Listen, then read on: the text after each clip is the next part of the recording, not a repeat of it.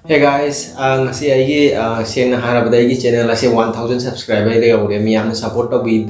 bagi damakta miyambu aina ikai khumna jari aduga masigi subscriber se ga loina na aduga akhoi festival ama sulak de sengna harabada akhoi Deepavali masiga loina na ai nakoida karigumba khatang share tawjage ase aigi lifestyle gi maram dani masida top topic ama ta yauroi miyamna nungsibiba yai nungsibidaba yai adubu nungsibiba kangu nungsibiba bado aigi dilaibak phobani nungsidaba kangu na nungsibidra basu aigi laibak phobani khanjage bako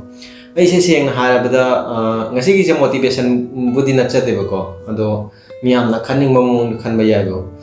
aise seng harabada aise akhoi gi kai hatara jamna middle class oiba family amadagi belongs tawibako ꯑꯩꯈꯣꯏꯒꯤ ꯏꯃꯨꯡ ꯃꯅꯨꯡꯁꯦ ꯌꯥꯝ ꯊꯤꯅ ꯋꯥꯕꯒꯤ ꯆꯥꯡ ꯍꯥꯏꯕꯁꯦ ꯑꯩꯈꯣꯏ ꯏꯃꯥꯅ ꯃꯇꯝ ꯑꯃꯗ ꯑꯩꯅ ꯄꯤꯛꯂꯤ ꯃꯇꯝꯗꯀꯣ ꯃꯤꯒꯤ ꯃꯌꯨꯝꯗ ꯍꯥꯏꯕꯗꯤ ꯆꯦꯡ ꯈꯞꯄ ꯆꯠꯂꯒꯀꯣ ꯆꯦꯡꯒꯤ ꯆꯀꯦꯝ ꯑꯗꯨ ꯄꯔꯛꯑꯒ ꯑꯩꯈꯣꯏꯁꯦ ꯍꯥꯏꯗꯤ ꯃꯗꯨꯗ ꯆꯥꯛ ꯊꯣꯡꯂꯒ ꯑꯩꯈꯣꯏꯁꯦ ꯌꯣꯛꯂꯛꯈꯤꯕꯀꯣ ꯃꯇꯝꯗꯨ ꯌꯥꯝ ꯊꯤꯅ ꯋꯥꯔꯛꯈꯤ ꯁꯦꯡꯅ ꯍꯥꯏꯕꯗ ꯑꯩꯈꯣꯏꯅ ꯒ꯭ꯌꯥꯟ ꯇꯥꯕ ꯉꯝꯒꯗ꯭ꯔꯁꯨ ꯈꯪꯗꯦ ꯎꯕꯤꯔꯤꯕ ꯃꯌꯥꯝ ꯊꯥꯖꯕꯤꯒꯗ꯭ꯔꯁꯨ ꯈꯪꯗꯦꯕꯀꯣ ꯑꯗꯨꯒ ꯃꯇꯝ ꯑꯃ ꯁꯦꯡꯅ ꯍꯥꯏꯔꯕ ꯑꯗꯨꯒꯤ ꯃꯇꯝ ꯑꯗꯨꯗ ꯑꯩꯈꯣꯏꯁꯦ ꯅꯣꯡꯅ ꯆꯨꯔꯛꯄ ꯃꯇꯝꯗꯀꯣ ꯃꯇꯝ ꯑꯗꯣ ꯁꯦꯡꯅ ꯍꯥꯏꯔꯒ ꯑꯩꯈꯣꯏ ꯇꯤꯡꯒꯤ ꯌꯨꯝ ꯐꯥꯎꯕ ꯂꯩꯖꯗꯦꯀꯣ ꯑꯩꯈꯣꯏꯒꯤ ꯏꯒꯤ ꯌꯨꯝ ꯏ ꯍꯥꯏꯕꯁꯤ ꯃꯌꯥꯝꯅ ꯈꯪꯅꯔꯝꯒꯗ꯭ꯔꯥ ꯈꯪꯗꯦ ꯃꯩꯇꯩꯂꯣꯟꯒꯤ ꯑꯁꯦꯡꯕ ꯃꯔꯣꯟꯗ ꯏꯁꯦ ꯀꯔꯤ ꯍꯥꯏꯕ ꯈꯪꯗꯦꯕꯀꯣ ꯑꯗꯣ ꯏꯒꯤ ꯌꯨꯝ ꯀꯨꯞꯂꯝꯃꯤꯕꯀꯣ ꯏꯒꯤ ꯌꯨꯝꯅ ꯑꯁꯤꯐꯥꯎꯕ ꯆꯍꯤ ꯑꯃꯒꯤ ꯁꯤꯟꯕ ꯉꯝꯗꯕꯗꯒꯤꯀꯣ ꯁꯦꯡꯅ ꯍꯥꯏꯔꯕꯗ ꯆꯍꯤ ꯑꯅꯤꯗ ꯑꯃꯨꯔꯛꯀ ꯁꯤꯟꯕ ꯉꯝꯃꯤꯕ ꯑꯩꯈꯣꯏꯒꯤ ꯏꯄꯥꯗꯣ ꯌꯥꯝ ꯊꯤꯅ ꯉꯥꯎꯁꯟꯅꯔꯝꯃꯦꯕꯀꯣ ꯃꯔꯝ ꯑꯗꯨꯅ ꯁꯦꯡꯅ ꯍꯥꯏꯔꯕꯗ ꯑꯩꯈꯣꯏ ꯏꯃꯥꯅ ꯀꯩꯊꯦꯜꯗ ꯀꯥꯔꯒ ꯆꯦꯡꯄꯥꯛꯀꯨꯝꯕ ꯌꯣꯜꯂꯒ ꯌꯨꯝ ꯑꯩꯈꯣꯏꯁꯦ ꯊꯥꯛꯂꯝꯃꯦꯕꯀꯣ ꯑꯗꯣ ꯌꯥꯝꯅ ꯁꯦꯡꯅ ꯍꯥꯏꯕꯗ ꯑꯩ ꯃꯁꯤ ꯃꯌꯥꯝꯁꯦ ꯈꯜꯂꯒ ꯌꯥꯝꯅꯁꯨ ꯅꯨꯡꯉꯥꯏꯖꯗꯦꯕꯀꯣ ꯑꯗꯨꯕꯨ ꯀꯩ ꯍꯥꯏꯇꯥꯔꯦ ꯃꯇꯝ ꯑꯃꯗ ꯑꯩꯈꯣꯏꯒꯤ ꯏꯒꯤ ꯌꯨꯝ ꯂꯩꯔꯝꯕ ꯃꯇꯝ ꯑꯗꯨꯗ ꯑꯩꯈꯣꯏꯁꯦ ꯆꯍꯤꯒꯤ ꯁꯤꯟꯕ ꯉꯝꯗꯕꯗꯒꯤꯀꯣ ꯅꯣꯡꯖꯨ ꯕꯟꯗꯥꯅ ꯂꯥꯛꯄ ꯃꯇꯝꯁꯤꯗ ꯅꯣꯡꯅ ꯆꯨꯔꯛꯄ ꯀꯥꯟꯗꯀꯣ ꯃꯤꯌꯥꯝꯅ ꯍꯥꯏꯕꯗꯤ ꯏꯪꯊꯔꯛꯄꯒꯤ ꯅꯣꯡꯅ ꯆꯨꯔꯛꯄꯒꯤ ꯏꯪꯊꯔꯛꯄꯒꯤ ꯅꯨꯡꯉꯥꯏꯅ ꯇꯨꯝꯊꯕ ꯃꯇꯝꯗ ꯑꯩꯈꯣꯏꯅ ꯐꯃꯨꯡ ꯃꯊꯛꯇ ꯁꯥꯇꯤꯟ ꯄꯥꯏꯔꯒ ꯍꯥꯏꯕꯗꯤ ꯅꯣꯡ ꯍꯥꯡꯕ ꯉꯥꯏꯔꯛꯈꯤꯕ ꯌꯥꯝ ꯊꯤꯅ ꯋꯥꯅ ꯍꯧꯖꯔꯛꯏꯕ ꯑꯩꯈꯣꯏꯁꯦ ꯑꯗꯨꯒꯤ ꯃꯊꯛꯇꯁꯨ ꯑꯩꯅ ꯁꯦꯡꯅ ꯍꯥꯏꯔꯒ ꯁ꯭ꯇꯗꯤꯁꯤꯁꯨ ꯑꯩ ꯀꯝꯄ꯭ꯂꯤꯠ ꯐꯖꯅ ꯇꯧꯕ ꯉꯝꯖꯔꯛꯇꯦ ꯇꯧꯕ ꯉꯝꯖꯔꯛꯇꯕꯒꯤ ꯃꯇꯨꯡ ꯏꯟꯅ ꯑꯩꯁꯤꯅ ꯑꯩꯒꯤ ꯑꯉꯝꯕ ꯈꯔ ꯇꯧꯖꯔꯕ ꯀꯥꯟꯗ ꯑꯩꯅ ꯀ꯭ꯂꯥꯁ 10 ꯁꯦ ꯐꯥꯎꯕꯀꯣ ꯃꯤꯒꯤ ꯃꯌꯨꯝꯗ ꯊꯕꯛ ꯁꯨꯔꯕ ꯀꯥꯟꯗꯀꯣ ꯍꯥꯏꯕꯗꯤ ꯊꯕꯛ ꯁꯨꯔꯕ ꯀꯥꯟꯗ ꯀ꯭ꯂꯥꯁ 10 ꯁꯦ ꯍꯥꯏꯕꯗꯤ ꯑꯍꯥꯟꯕꯗ ꯑꯣꯏꯅ ꯍꯥꯏꯕꯗꯤ ꯑꯩꯒꯤ ꯁꯦꯀꯦꯟ ꯊꯔꯠ ꯑꯩꯒꯤ ꯀꯩꯅꯣ ꯇꯧꯕꯒꯤ ꯃꯊꯧ ꯇꯥꯔꯨꯗꯦ ꯑꯍꯥꯟꯕꯗ ꯑꯩꯅ ꯑꯦꯛꯖꯥꯝ ꯊꯥꯕ ꯃꯇꯝꯗ ꯑꯗꯨꯝ ꯌꯥꯎꯕꯗꯤ ꯌꯥꯎꯔꯛꯑꯦ ꯋꯥꯁꯨ ꯋꯥꯅ ꯌꯥꯎꯔꯛꯂꯕ ꯀꯥꯟꯗ ꯑꯩꯅ ꯀꯩ ꯍꯥꯏꯇꯥꯔꯦ ꯀꯣꯂꯦꯖꯀꯤ ꯂꯥꯏꯐꯁꯦ ꯑꯩꯒꯤ ꯄꯨꯟꯁꯤꯗ ꯎꯕ ꯐꯪꯖꯔꯛꯇꯦ ꯌꯨꯝꯅ ꯋꯥꯕꯅꯀꯣ ꯑꯗꯨꯅ ꯀꯩ ꯍꯥꯏꯇꯥꯔꯦ ꯑꯩꯒꯤ ꯃꯤꯒꯤ ꯃꯌꯨꯝꯗ ꯊꯕꯛ ꯁꯨꯕ ꯆꯠꯂꯤ ꯃꯤꯒꯤ ꯃꯌꯨꯝꯗ ꯌꯨꯝ ꯁꯥꯕ ꯈꯪꯗꯦ ꯆꯦꯛ ꯁꯥꯕ ꯈꯪꯗꯦ ꯑꯃꯇꯧꯗꯨꯅ ꯑꯗꯨꯝ ꯆꯠꯂꯤꯕꯀꯣ ꯃꯇꯝ ꯑꯃ ꯁꯨꯝ ꯂꯥꯛꯁꯤꯜꯂꯛꯄ ꯃꯇꯝꯗ ꯀꯩ ꯍꯥꯏꯇꯥꯔꯦ ꯑꯩꯅ ꯀ꯭ꯂꯥꯁ 10 ꯁꯦ ꯑꯦꯛꯖꯥꯝꯁꯦ ꯄꯥꯁ ꯇꯧꯔꯕ ꯀꯥꯟꯗ ꯍꯥꯏꯕꯗꯤ ꯏꯃꯥꯟꯅꯕ ꯃꯌꯥꯝꯁꯤꯡꯁꯤꯅ ꯑꯩꯅ ꯃꯤꯒꯤ ꯃꯌꯨꯝꯗ ꯊꯕꯛ ꯁꯨꯅ ꯂꯩꯕꯗ ꯃꯣꯏꯅ ꯑꯩꯈꯣꯏꯒꯤ ꯀꯩ ꯍꯥꯏꯇꯥꯔꯦ ꯔꯣꯗ ꯁꯣꯔꯣꯛꯒꯨꯝꯕꯗ ꯍꯥꯏꯕꯗꯤ ꯀꯣꯂꯦꯖ ꯀꯥꯕ ꯈꯣꯠꯄꯗ ꯎꯕꯗ ꯏꯁꯥꯁꯦ ꯀꯌꯥ ꯅꯨꯡꯉꯥꯏꯖꯗꯦꯕꯀꯣ ꯑꯩꯅ ꯃꯤꯒꯤ ꯃꯌꯨꯝꯗ ꯊꯕꯛ ꯁꯨꯅ ꯂꯩꯕ ꯃꯇꯝ ꯑꯗꯨꯗ ꯑꯩꯉꯣꯟꯗ ꯀꯅꯥꯒꯨꯝꯕ ꯑꯃꯅ ꯃꯇꯦꯡ ꯄꯥꯡꯂꯛꯈꯤꯕ ꯅꯪ ꯁꯨꯃꯥꯏꯅ ꯅꯪꯒꯤ ꯂꯥꯏꯐꯁꯦ ꯇꯧꯗꯨꯅ ꯂꯩꯔꯒꯗꯤ ꯅꯪ ꯄꯨꯟꯁꯤꯁꯦ ꯁꯦꯝꯕ ꯉꯝꯂꯔꯣꯏ ꯑꯩ ꯅꯪꯉꯣꯟꯗ ꯄꯩꯁꯥ ꯈꯔ ꯄꯤꯒꯦ ꯅꯪ ꯃꯁꯤꯅ ꯄꯨꯔꯒ ꯅꯪꯒꯤ ꯄꯨꯟꯁꯤꯗ ꯁꯦꯝꯕ ꯑꯣꯏꯌꯨ ꯀꯔꯤꯒꯨꯝꯕ ꯑꯃ ꯇꯧꯕ ꯉꯝꯖꯕ ꯑꯣꯏꯌꯨ ꯍꯥꯏꯅ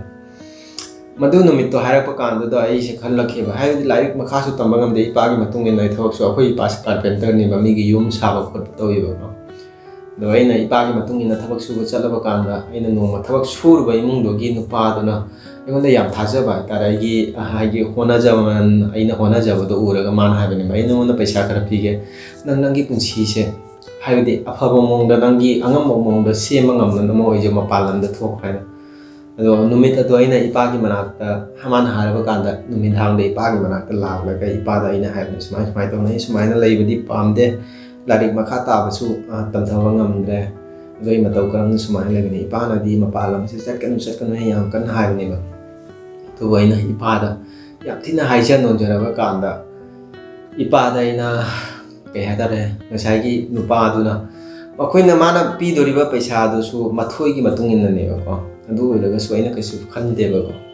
ꯑꯗꯣ ꯏꯄꯥꯗ ꯍꯥꯏꯖꯔꯕ ꯀꯥꯟꯗ ꯑꯍꯜ ꯑꯃ ꯂꯩꯕ ꯀꯧꯕꯅꯦ ꯑꯩꯅ ꯍꯥꯏꯔꯒ ꯍꯦꯛ ꯄꯤꯒꯗꯕ ꯅꯠꯇꯦ ꯄꯩꯁꯥꯗꯣ ꯃꯥꯅ ꯑꯩ ꯃꯄꯥꯟ ꯂꯝꯗ ꯊꯣꯛꯄꯒꯤ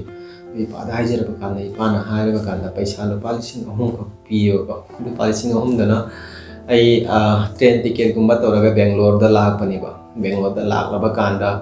ꯀꯩ ꯍꯥꯏꯇꯥꯔꯦ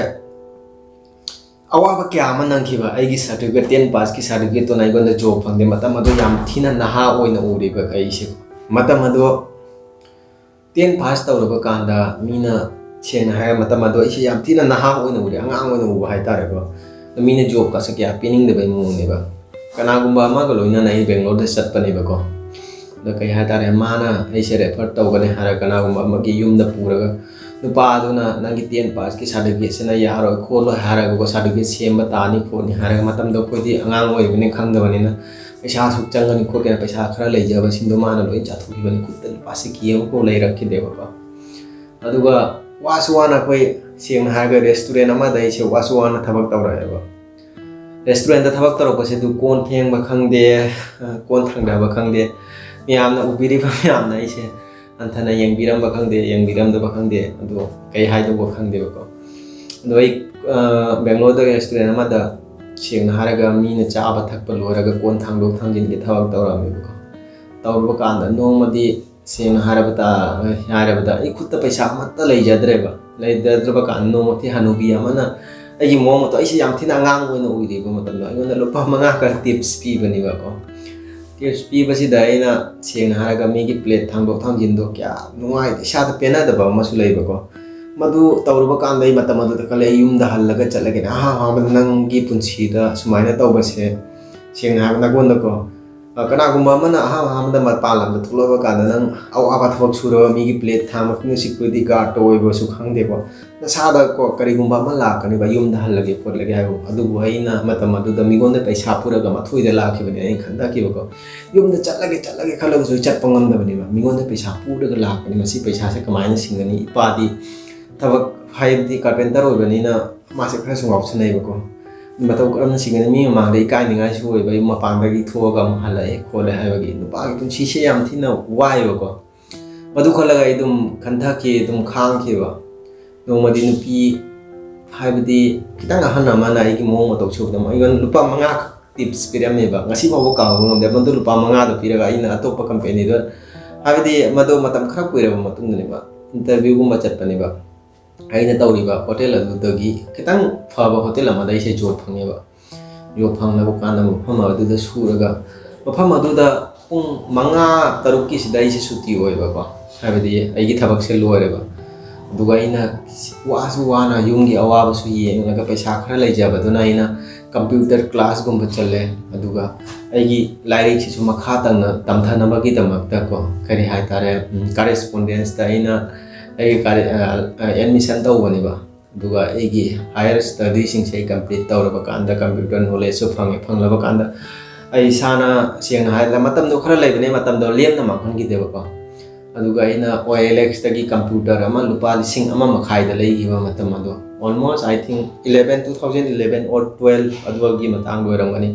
मदुदा आइना हाइबदी कंप्यूटर क्लास दा चलावा कांदा आइना तंबा याबा तमनगा युमदा मुला आगा आइना माना nganglakhiba oja aduna taklakhiba miyamda hanjin hanjin tammaneба tamnaba kanda pung 12 1 haibadi 12 or 1 o'clock dai numit ki tummeba tumma kanda kaya ta numit ki dum tamjeba mata wadum na tawra kanda ise khatang experience laire sengna haraga english pawo khanglam deba ko ai hajikti english phajana ngamba ngamli aduga phajana gyan su tayo ko english tingang lo kana gumma english ka mo pam laga dinunga ma kaya ta face to face थेंगनरगा दुम कनो तो भात होय आई almost like 100% experience लाइबो ने मियाम गाना बदोंग गाम बुदी ngamद्रगा सु अखगी चटना बिगी याबा अंडरस्टैंडिंग लाइबा आई फजन गांग ngमेबको दो मसी सोई मतौ करम तमगे याम वाना आई तमखिबको सेंग हारगा कनागुंबा इंग्लिश गांग बाहिबा मियोय खरगा लोइना र कोननगा मौइना गांग लिबा खोलिबा सादै काइबा थंदन थमदना अगोना खंजबा मियाम दोइना एक्सपीरियंस दो आई केजिक्तन खंगला लालासु लांजसनु खल्लगा को पांगा गांगिबा गांग कांदा इसे एक्सपीरियंस इंग्लिश साइसे सेंग हारगा को मसीगी मतांग मोटिवेशन माने इंग्लिश साइसे सेंग हारगा को मोट कनो नतेबा इंग्लिश सेना नंगी पुंची चतना यारोइबा मी मियाम लेबा इंग्लिश असिना कई हाता इंग्लिश खांगलगदी अचौबा इमुंग दे लारिक लाइसु यामना हेरे खोले काय खनबा इंग्लिश साइसे कैसु नते इंग्लिश साइसे लैंग्वेज अमानेबा लोन अमानेबा इंग्लिश ना नंगी चाक थाक कदब नतेबा सेंग हारगा इंग्लिश खांगलगा नंग पैसा पाइबा नतेबा नंग हाइबदी नो प्रैक्टिस तौरगदी होनरगदी इंग्लिश हाइसे खांबा कैसु लेतेबा को मरम अदुना नखोई की पुंसी दु कनागुम्बना इंग्लिश फजना ngangi खोले हाइदना याम लाइरिक हैबा माली खोले कैसु खल्लुनुबा हाइदि इंग्लिश खंगलगा निशा सिजनरगा ड्रग्स कापगा करी कानारि बगेबा हाइदि मियोबगी लाइफ त ख्वाइदे मरु होइसे थबक तौबा फजना ज्ञान ताबा मसी मरु होइबको मरम असिदा आइना हाइजगदबा हाइबो इंग्लिश खंगबसे कैसु नते इंग्लिश हाइबसे करी हुंदे इंग्लिश हाइबसे लोन नि से मसे नंगी थबक नतेको मियोबगी पुंसीदा ख्वाइदे मरु होइसे थबक नि थबक हाइबा थबक सेदि पुनमक्से तमसनगदबनिबा कोन फेंगबदगी हौरगा पुनमक्से तमसनगदबनिबा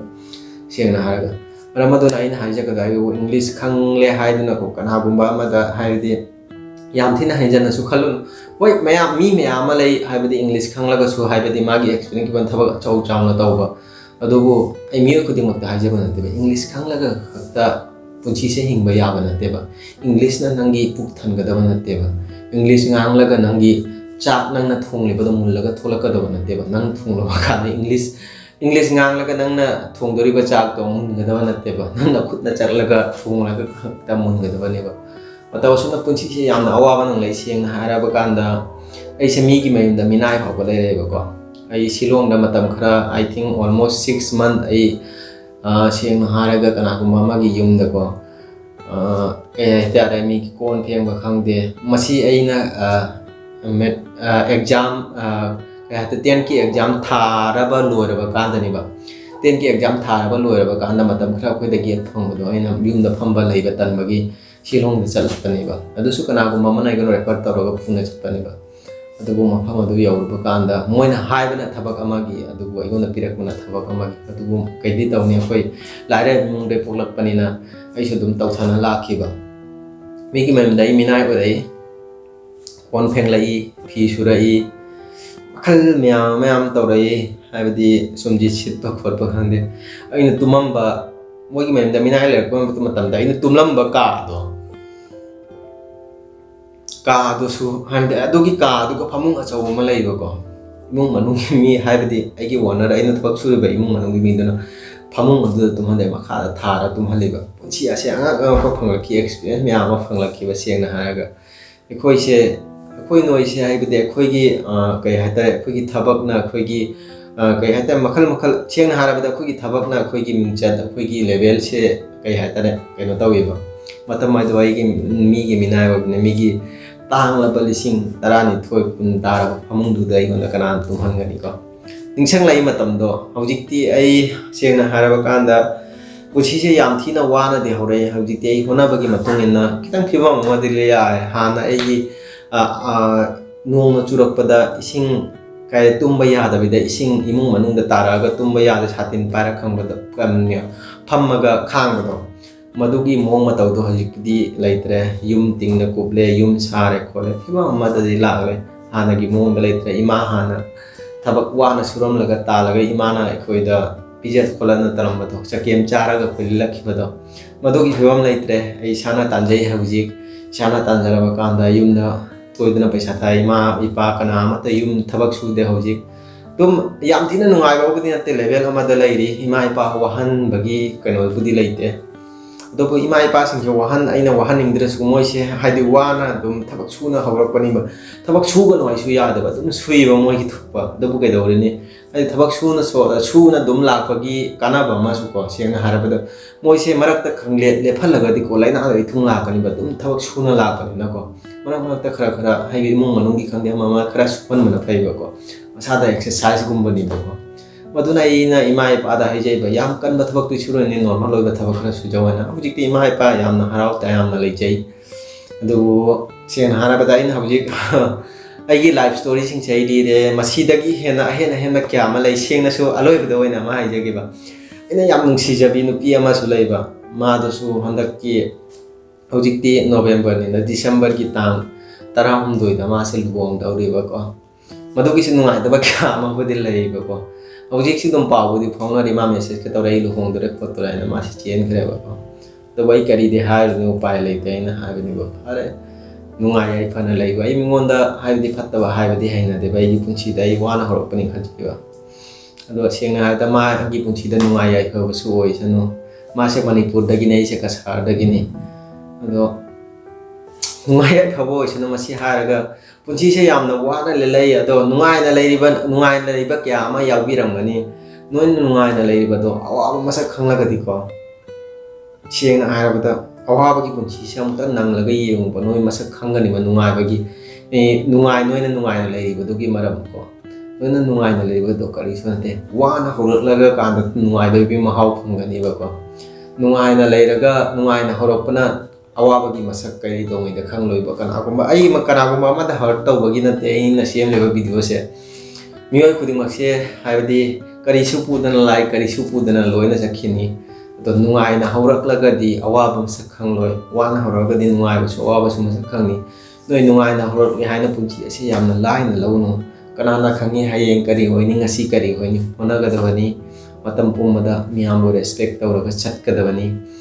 मसी खक्तने इन हाइजरिंग बाइबु ngasi की वीडियो अछि थमा खसी की वीडियो से मोटिवेशन गुम मदिंगते दिवाली गुम लाकपगी आइना आइगी लाइफस्टाइल छे शेयर तौजनिंग बनेबको हौजिकते आई फिबम अमदा लई आइगी युम यामनसु वाब नते अदुबो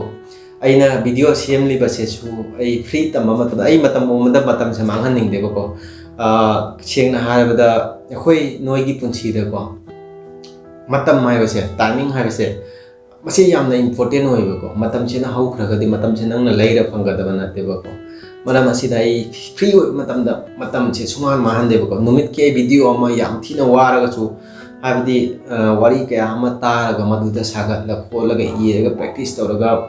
मोटिवेशन वीडियो अमा थागत नम होना जाइबको मोटिवेशन वीडियो से सेमलबा कांदा एडिटिंग तौबा खोतदा पुंग अनि अहुम तायबको पुंग अनि अहुम ताय मदु लोरगा अपलोड तौरमगा हिंगदा नुंगालगा पुंग मापनदा होगलगा मु चा इसिंग थोंगला इतोमता लेजैबको आई हजिबोजी चंडीगढ़ लेजै तो के हातारे आई कोताना पुंग मापनदा होगला पुंग 10 मखाइना मथवक चलगा लागा पुंग 5 गुमदा हले 5 गुमदा हलागा आई जिम सु चली जिम से पुंग 5 तरुक तसु हले खलसिबो दिल्ली की पुंग 3 मखाइदा हलावा कांदा चा इसिंग थोंगला चारबा कांदा ये मोटिवेशन की वीडियो से अमु सेम होगनीबा सेमलबा कांदा मदु एडिटिंग तौर अमु थांगचना याम थिना होना जबनी मरम मसिना आइगी वारी से तारगा नुसिबिदबसु क्या अम यावरमगनीबको मसे आइगी पुंसी की लाइफस्टाइल की ट्रू स्टोरी नीबको सेंगना हारबदा अदुना सेंगना हारबदा आइकोना सपोर्ट तौबिनिंगबा थोलगदी कजिक नंग नुसिबिदना आइगी चैनल से सब्सक्राइब तौबिरमु अदुगा मसी हारगा लोसन जरगे ngasi की वीडियो से बाय बाय टाटा।